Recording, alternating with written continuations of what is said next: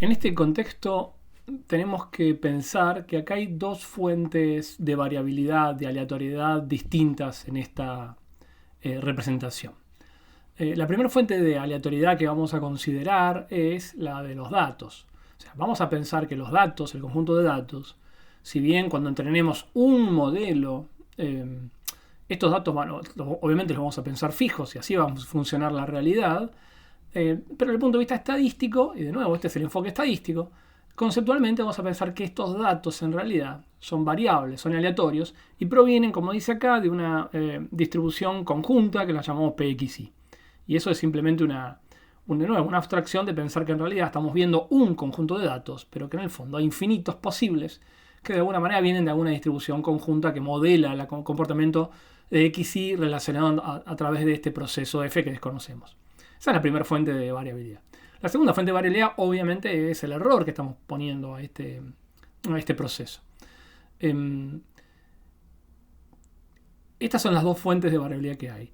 Y la X, en este caso la X que aparece acá, y la X que vamos a considerar que define la función predictora estimada, la vamos a pensar fija, no vamos a pensar que tiene en esta instancia la aleatoriedad. Vamos a pensar que en realidad es simplemente el argumento de una función y lo que estamos estimando es la función. O sea, esta función en el fondo va a ser una variable aleatoria porque depende de este conjunto de datos que pensamos que es variable, es aleatorio, y de este ruido que es variable.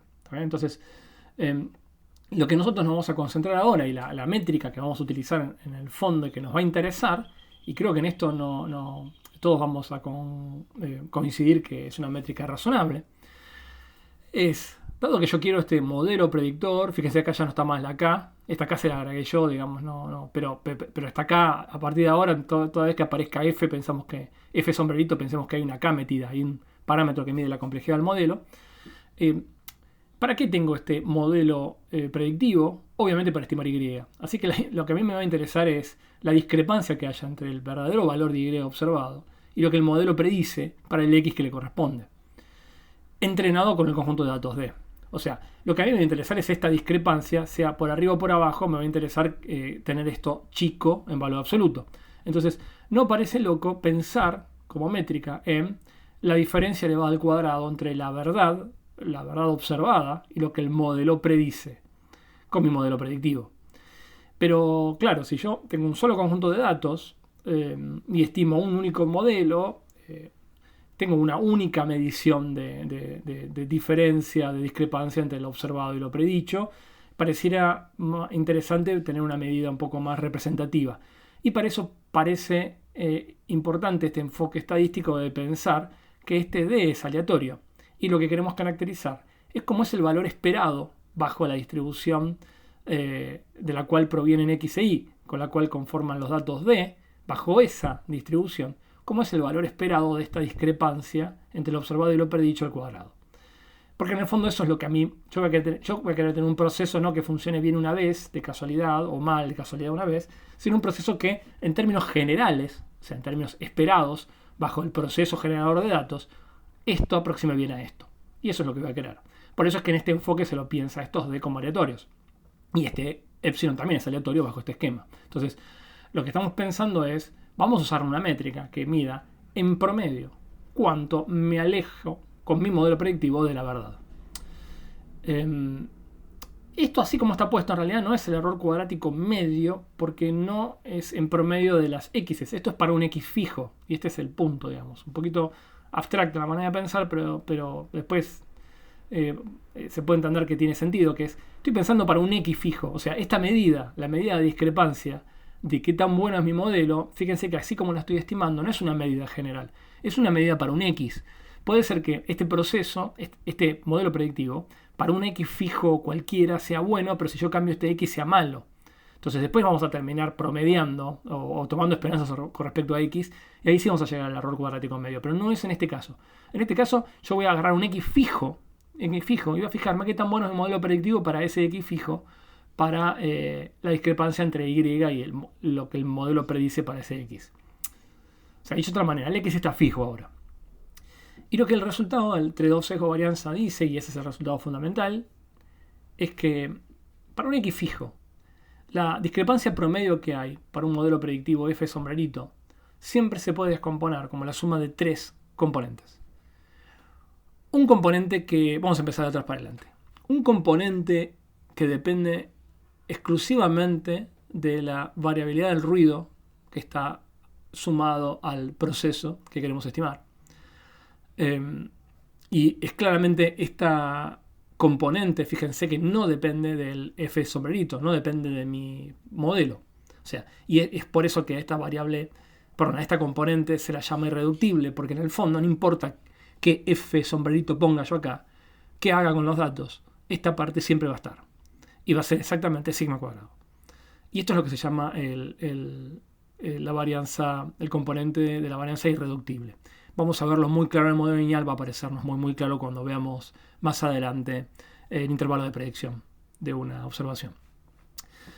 La otra componente, la segunda componente, es la variabilidad propia del predictor. O sea, la varianza de esta variable aleatoria que es el predictor de y en función de x.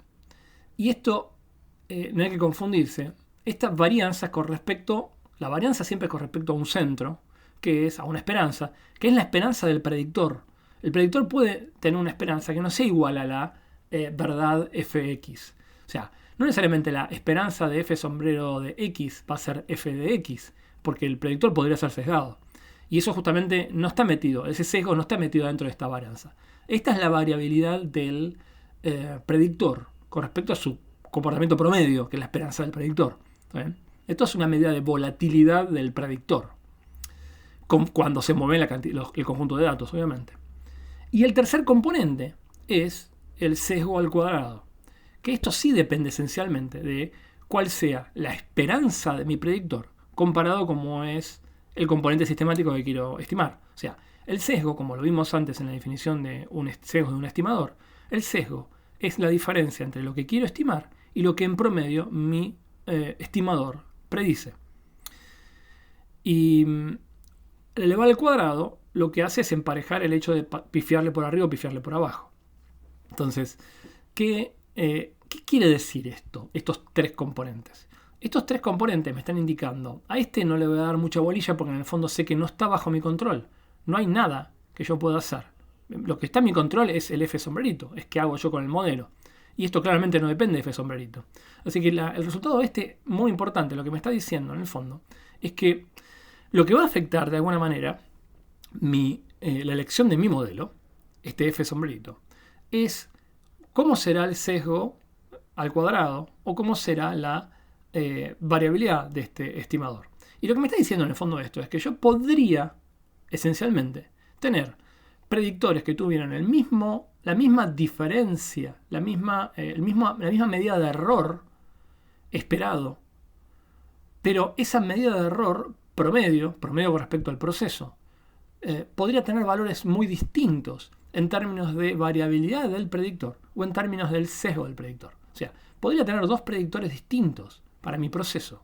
Y uno de ellos podría tener una varianza muy chiquitita, pero a fuerza de tener un sesgo grande. Y otro podría ser insesgado, pero tener una varianza muy grande. Y eso es esencialmente el trade-off sesgo-varianza. El trade-off sesgo-varianza, y lo vamos a ver más adelante, lo que me está diciendo que esencialmente va a haber un punto a partir del cual, cuando yo esté trabajando con modelos razonables, solamente voy a poder disminuir la variabilidad del estimador a fuerza de aumentar el sesgo. Y viceversa. ¿Y cómo saco esta conclusión? Porque en el fondo, a esto yo no lo puedo tocar, pero a estos componentes sí los puedo tocar. Yo, si tengo una cantidad importante de información, puedo apuntar a tener bien estimado este proceso. Por ende, podría apuntar a tener un pequeño sesgo, o casi nulo sesgo, y podría apuntar, si tengo mucha información, a tener un proceso de estimación que tenga muy poca variabilidad. Lo que nunca puedo reducir es esta parte de acá. Pero, y esto vamos a ver que es esencial, primero vamos a ver un ejemplo.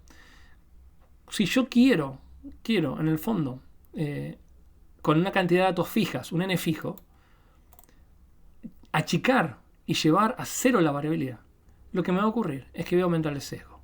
Y si yo quiero disminuir y llevar a cero el sesgo del estimador, probablemente lo que voy a estar haciendo es aumentar la volatilidad de esa estimación. Y eso lo vamos a ver más adelante y lo vamos a ver con un pequeño ejemplo.